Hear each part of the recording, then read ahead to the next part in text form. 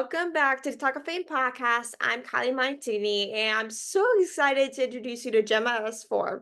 She is best known as a dancer, choreographer, actress, and podcast host. While classically trained in all styles of dance, it is her expertise in underground street styles, particularly Chicago footwork and contemporary fusion, which is setting the dance world on fire. Her dynamic style has been showcased in an NBA halftime show for the Timberwolves alongside Tone Lock, as well as Capri Everett's music video on site. Gemma is a choreographer and director of the upcoming concept video Always Forever, in which the stages of the Depiction love story are told through the push and pull movement of dance. Her unique vision and exceptional talent are catching the eye of many top choreographers under which she consumed trains as an actress, and Jenna can be seen in the Parental Controls Instagram commercial for Meta and is making her film debut as Anna in the coming movie Me Loca Quinceana, I think that's how you pronounce it. Yeah. And passionate about making the world a better place, Gemma started the Society Inspired campaign in which she interviews various activists and artists about social issues in the community and a world with the goal to deepen the knowledge of her peers and start conversations about difficult topics. In her free time, this unique young teen enjoys playing drums and photography, which is amazing. Something that I love to do as well in my free time. But I thank you so much, Gemma, for taking the time. I know we've been trying to do this for a hot minute, so I'm very glad we were able to kind of finally to talk on here. Yes. Thank you so much for having me. I'm so excited. Of course, I'm so excited to have you on. So, of course, you are the founder of Society Inspired. In the campaign, you interview different activists and help educate ourselves as we speak out about these important topics in a world that we're facing. Why did you start this campaign? Yeah. So Society Inspired's like my baby. As you can see, I have a banner on my wall. It's backwards because I normally reverse the video. But I have been testing ever since a little girl activist been a part of my life, I guess. I was raised in in households that we had like debates and discussions about different subjects in the world. I thought it was help opinions and to talk it through. But I lived in Minneapolis, Minnesota when George Floyd was murdered in 2020, and that was kind of my final push to do something myself. I kind of had a little idea seed in my brain of wanting to create a platform that talked about different social issues, but it's something that takes a lot and it can be kind of scary Mhm. to make that change in the world. Someone I was young too. I was 13, I think, and so it was something that scared me, and that's why I didn't start it before that. But that happening and seeing the environment around me and what Minneapolis turned into and the Mhm. protests and everything, I wanted to be a part of the change in the world, and that is just kind of why I started the campaign. That's really awesome. Like I know with a lot of people, oftentimes events are happening whether it's in the US or one of those NATO countries or whatever. I know a lot of podcasters or even activists are really impacted by a certain event and time, or even seeing something on television or something is really a big Yes. thing that impacted a lot of Okay. people. And you even started before I did, which is crazy. You started at 13, I started at 14, so which is Yeah. crazy. Okay, there, yeah. So about a year or so different in age, Yeah. which like how did you kind of come up with the idea of starting the podcast at 13 years old? Ooh. Ooh. I I'm somebody that feels things like very, very deeply.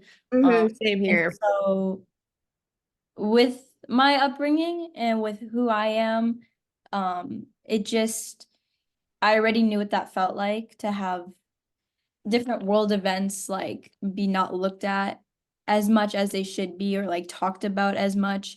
Mhm. And I felt that growing up because of who I am. And so at 13, even though I was young and I knew what that felt like, Mhm. I knew that feeling and I didn't want anyone else to experience that feeling. Because it's really a sucky feeling to be like, do people not care enough to make to talk about it, to make this change in the world of like this this needs attention other more than other things.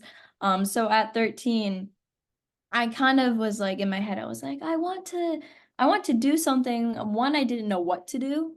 Like, Mhm. how can I talk about these things? What can I do that's quote unquote different than what people are already doing? Because sometimes like it's not what people are already doing isn't working. It's like you need a new perspective on it for some people to start understanding. So Mhm. I think at 13, it was just me feeling really deeply about the world around me and then realizing like nobody should experience this, and that was my push. Yeah.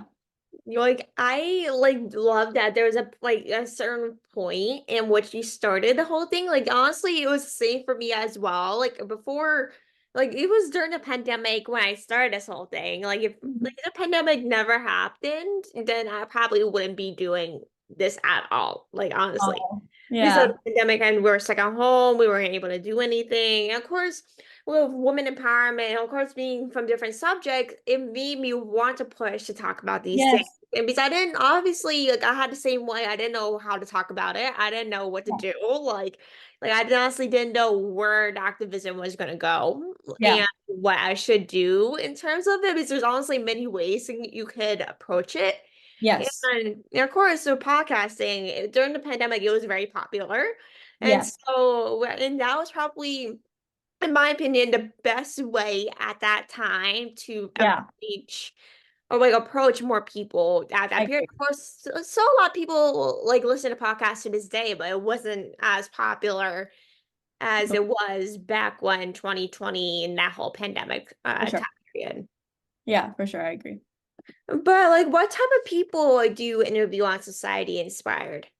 Um, who all different types of people. There's not one specific field of activism that I stay in. I try Mhm. to actually approach all topics because there are certain campaigns and nonprofits that approach one topic, and Yeah. there's things of that already. And I wanted to create a platform that that just had open conversations that people felt safe to learn. They felt Mhm. safe to ask questions because I know it can be an intimidating thing to ask questions and maybe not understand something fully. Language wise, language is a big thing. So I interview all different types of activists, and recently I've been trying to actually do some more activists that are younger. Um, I would say it's kind of been like under 21, people who are in college or high school still, because we'll talk about it later, but I faced a lot of stigma of like you're too young to know what you're talking about. And Oh, 100%, yeah. yeah, so I think that's why I try to do young people now, because I'm talking to people who have successful nonprofits that are letting girls in Afghanistan get an education because they can't go to school. Like that's crazy. Like to create a whole platform to give kids education, like that it's something that because of the new generation, like and our tools that we know how to use, like I think it's really important to also talk about the new generation and what we're doing, because I also do feel like our generation feels very deeply about things. So I am trying to focus more on some younger people, but really all activists, all ages, I've enjoyed talking to. Yeah. Like, of course, for a lot of people, not a lot of adults, do think there's like stigma about like what young kids are, they don't know anything. They don't watch the news. Like, how are they supposed to, know anything about different Yeah. things that are happening? But it's Yeah. also like, well, there's tons of activists out there that are maybe high school or college that are as important as activists That that are are old. maybe in their 30s or 40s or even For older, like sure. twice their age. So Oh, I know like a lot of people, like they probably have as much knowledge as a yeah. teenager or a young Mhm. adult to act more adults that could ever have that knowledge. Well, I agree 100%. But like, what are some like issues that are important to you personally that are currently happening or previously? Uh, well, we have so many issues that deserve immediate attention in our world. Some closest to my heart that involve just receiving basic human rights. But That's a good one. as as I mentioned in your blog and previously, there are so many urgent issues that need to be talked about. That's why I Mhm. don't focus on one field of activism because I feel like they all deserve to be talked have time to be talked about. And I mean, I'm never gonna stop being a student. Every episode I learn more, and Mhm. I learn alongside everybody that's listening to my podcast. So Yeah. yeah, I really all issues need to be talked about. All issues need to be discussed and thought about. Um, yeah, that's my answer. I know it's not. Yes. Like I love that answer because of course, like with having a podcast and having a platform, like we learn as much as we do in school, maybe even more, depending on the Yeah. day, depending on Yep. topics. Because of course, not a lot of topics we learn in school. Like many of the topics that we're facing, we sometimes don't learn in the school setting Yeah. as many, maybe as much schools do. I mean, some schools don't talk about certain things, some do. So Mhm. it depends on the school system. But when we have a podcast talking about different activists or actors or whatever the podcast missions is, Yeah, we learn as more like every single day as if we were actually a listener to this podcast. for sure. Yeah. But do you have like in terms of podcasts, like do you have any favorite podcasts? Oh, I know oh, that's a hard question. I oh, say a ton.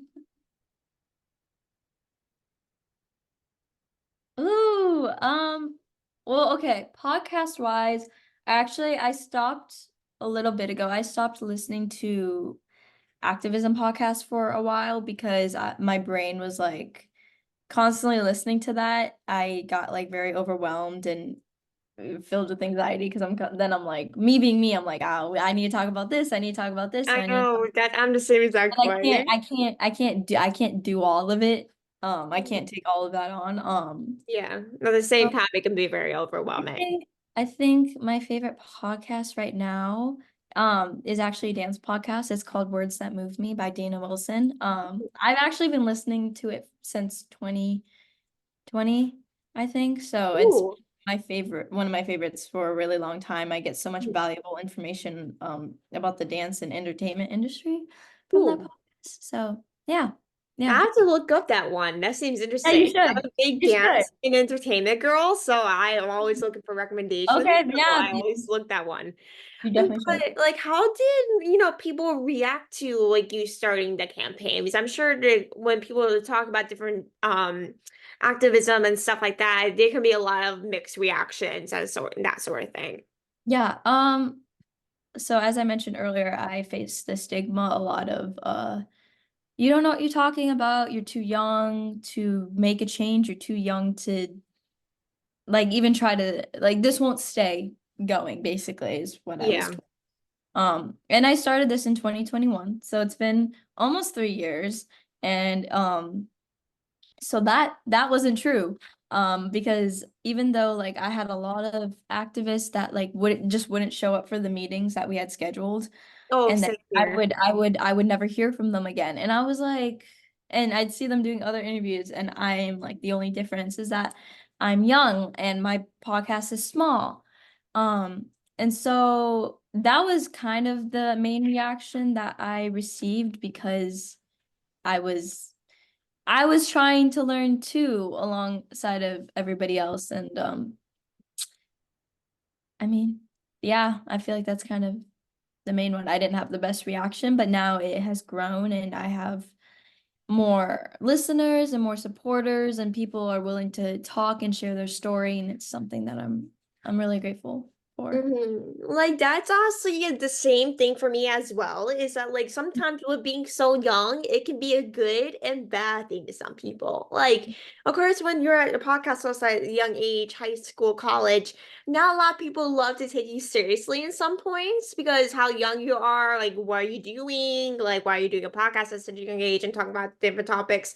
And I sometimes when people I ask people to come on the podcast, they sometimes do interviews but don't come on or even respond to me as well, which honestly is the biggest pet peeve I have is that Yeah, like I could at least do the interview, but I could at yeah, least try to make the time to at least get the heads up or like find the effort to do it. You know yeah. what I mean? I know what it feels like to be left hanging. Like, oh, what am I supposed to do now? Yeah, it's not our What fault. do you Like at want? least What do we you try want? to put the effort in. Yeah. God, I know what that feels like. It's honestly very painful. Like, it's so painful, but after a while, it's just like, okay, it's just this is normal. Like Yep. at first, it was honestly just very painful.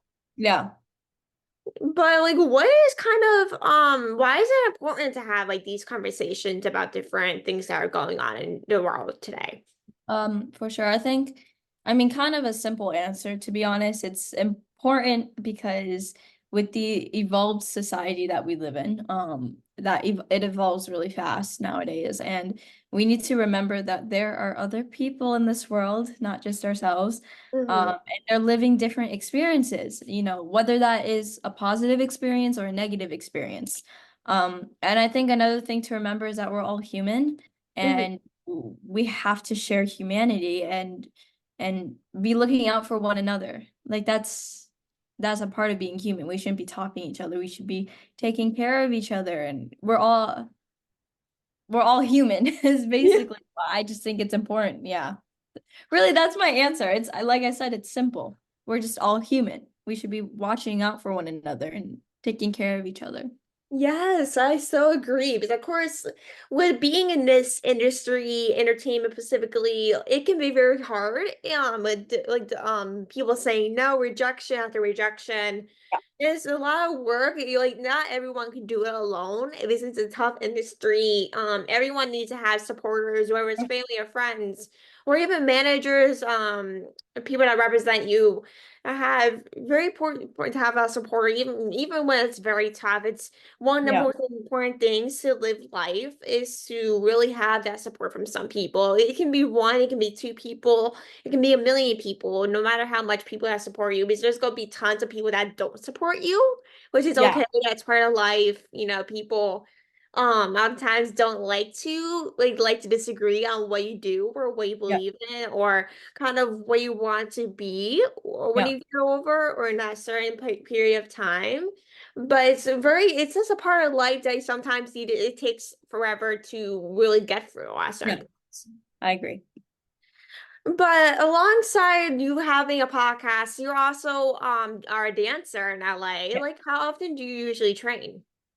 Um, on average per week, I train about 20 to 25 hours a week. It Oh, depends if wow. I have, yeah, it depends if I have intensives or different rehearsals, but training is something that's really important to me, and I kind of have a specific schedule that I follow. So, yeah, I would say 20 to 25 hours a week, That's depending. crazy. I cannot imagine doing 20 to 24 hours a week. It's like Yeah. it reminds me of doing a full-time job for some reason at that much hours. I mean, I do want this to be my full-time job, so I guess that's a good It's a comparison. good sign. It's a very good Yeah. sign.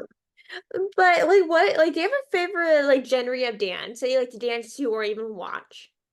Yeah, ooh, I think an important thing to me as a dancer was to always be and still is to be well-rounded in all styles. So, even the styles that I'm not the best at, I try to constantly evolve and learn so I can have all the tools in my toolbox. But I think my favorite style is definitely contemporary fusion. It's a Hmm. style that has always spoken to me because I love hip hop and Hmm. I love contemporary, and fusing them together is like my heart. Yeah. My concept video is contemporary fusion, and a lot of my creations are actually contemporary not confusion, fusion. So yeah, that's definitely my favorite genre. Contemporary is honestly one of my personal favorites too, because I love hip hop and the music of R&B and everything. Yeah. So, um, with everything, involving that, I'm just like, whatever involves hip hop, I'm in. I'm Yeah. totally in because like I'm in, because I love R&B or hip hop music. Yeah. So I'm like, whatever involves that, or maybe even tap dancing. I did tap dancing for a hot minute years ago before the pandemic. So if something, as long as it has an upbeat or if like has a big kind of upbringing, then I'm like, No, that's I my agree. sort of thing. I'm the same way. It's crazy to see how much like hip hop music has like deprived and the style of dance Mhm. has changed over the Yeah. last couple of years. I know hip hop was such a big thing in the early 2000s, mid to 2010s. Yeah, for sure. I think still though, I mean it definitely is still in the culture is something that stays, and which is something that I'm continuing to learn about so I can fully appreciate the style. But it's constantly evolving, and it's amazing to watch where it started to where it is now for sure. And I've been dying to ask this question, but on February 14th, you're coming out with a concept video called Always Forever. What was it like creating that video? Oh my gosh. So, yes, so this is my first concept video, and I am so excited. If you are, I'm not sure like the exact day this is coming out, but like if you're watching this before February 11th, which I don't think you will be, but you know the date that it's coming out now. But yeah, so February 14th is the day that I chose because I kind of made the concept video around like a push and pull love situation. Um, just kind of any sort of relationship. It actually doesn't need to be a romantic relationship, but making this video it took a year. Mhm. And I'm going to say it took a year because of my own mental like barriers that I needed to push through. It was like trusting my vision, trusting my process. Is this going to be good enough? Is this going to look the way that I want to on camera? Am I overthinking all of this? So it was definitely a long process, but I am so proud of the outcome. It's always going to have a special place in my heart.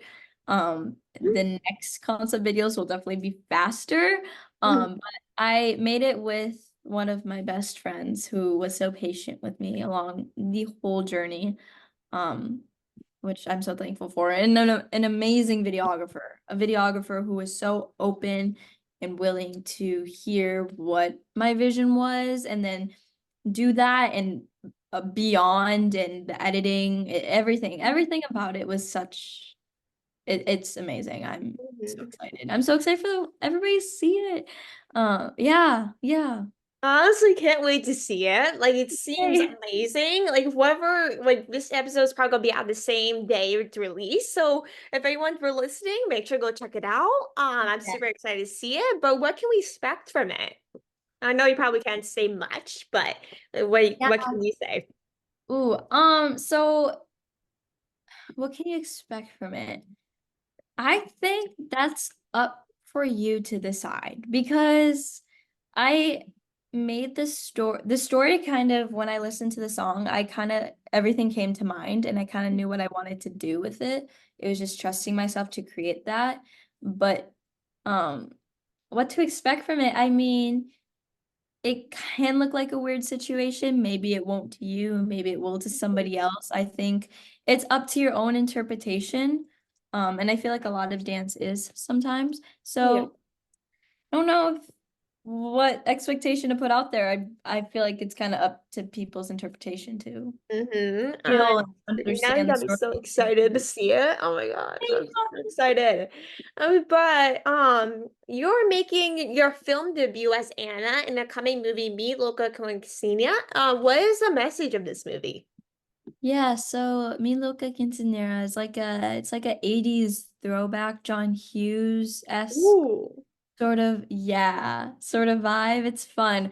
The message is coming of age difficulties like dating and friendship dynamics. Hmm. And yeah, Yeah. Ooh, it seems right at top of my movie. Oh my gosh. It seems Yay! something I love. Oh my gosh. Now you got me going crazy to see all this stuff now. But if you had to ask a character a question in this movie, what would it be? Ask my character a question. Yeah, or any character in the film. Oh, okay. Um, hmm. Well, okay, so my character Anna and I feel like we're a lot alike personality wise. Hmm. But something we didn't really dive into, I feel like, is maybe like other passions. So I guess I would ask like what hobbies Anna maybe has. Ooh, that's a Yeah. good question. Yeah. That like I feel like with me when having a character in a movie, I'll probably have tons of questions knowing me as a podcast host with having so many Yeah. questions in I mind. mean, I feel like me too, but the thing is that like reading the monologue, I was like, oh wait, like I I would say something like this. So I was maybe just like hobbies. I would ask about her hobbies. That's a Yeah. good one. That's a very good question. But as we are almost ending the interview, and now for some fun questions, wrap this up. But what is your favorite movie? Okay. So it depends on the genre, but my top four on Letterboxd is um I'm thinking Little Miss Sunshine, Ooh, Little Women, 2019 version, Lady Bird, and The Hunger Games Ballad of Songbirds and Snakes. But I love like 80s coming of film movies like oh, Breakfast same Club here. or I'm a sucker for rom-coms like How to Lose a Guy Same in 10 here. Days and When Harry Met Sally. So like it depends. It depends. What else? Um I love Bridget Jones' Diary. I've moved. I love Really? I love Bridget Jones' Diary too. I Oh, love okay. So it. I cannot find anybody who likes Really? and I'm like, Where are you? How have I you not know watched?" it's also like it's one of my favorite movies. It's so Yes, good. Like, yes. do you like Patrick Dempsey? Oh my gosh. At least I'm not the only one who loves Patrick Dempsey. He's so adorable. At least I'm not the only one who likes that movie. I'm just now I don't feel alone. It makes me feel so much better. But who's like your favorite actor or actress? There's so many, there's so many talented artists. I feel like that's impossible to answer. Meryl Streep was one of the many trailblazers for women in the industry. Yeah. I look up to that in my generation. I love Jenna Ortega. And now that you asked me the question, my mind has gone blank on people. So That's how I am too when people ask that question I too. It love, takes me I probably like love, 5 minutes to figure out, okay, who do I like yeah, actually? yeah. I love art. I love artists. Me too. I'm like I can like I'm a big entertainment geek, so I can give you like a million people that I absolutely love or I'm obsessed with. Like every week, there's always someone new that I'm obsessed with and love. Like there's always Yeah. something every week.